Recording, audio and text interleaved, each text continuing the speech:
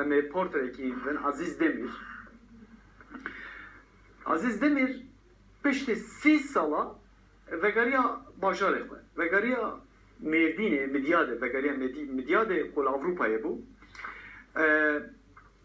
tabi dükkan ekibi. Dükkan ekibi, ev dükkan pizzayı. Pizza. La Avrupa'ya hibun. Tabi hasret şey bu.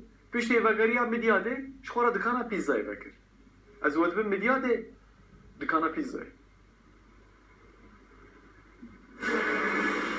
Ji bo debara malê ji medyadê ku çi welatê Swêsrê kir Ezîz Demirê Suryanî. Li piştî 30 salî vegeriya û ji xwe re dikaneke pîzayan vekir. Pizza medyade tiştekî garîb bû, belkî ev firma hene mesela pasaport vesaire habûn, ama vaka lo taş fırın, agir, pizzayı agir, nebûn medyade, nîn cigên jmaya peyva. Ji ber vê na tiştekî garîb bû.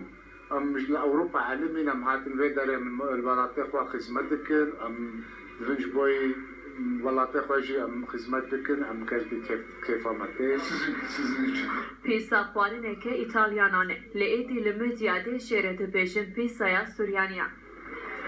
وسريانيا ما وقت بده كنت راح ديسا عن بدوش أوروبا حتى بده فكرة بده عزابي قالك تشكي خنش كريم وأم جاي زعما منون أم سباستكن.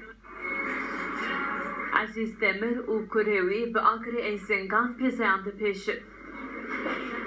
Xwediyê dikanê her hefte pîzayê îkramî gel dike.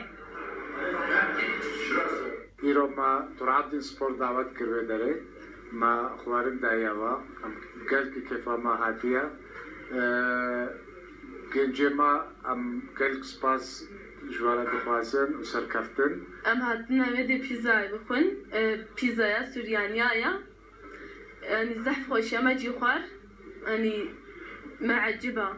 Pizza Süryaniye zef xoşe, em gelkî ecibandin. Em îro hatine em hatine vê derê, em hatine pîzaya Suryaniye em xwarina. Ji xênî navçeyê û derdora wê ji bajarên dûr jî gelek kes ji bo xwarina pîzaya Suryaniyan tên medyadê. Roja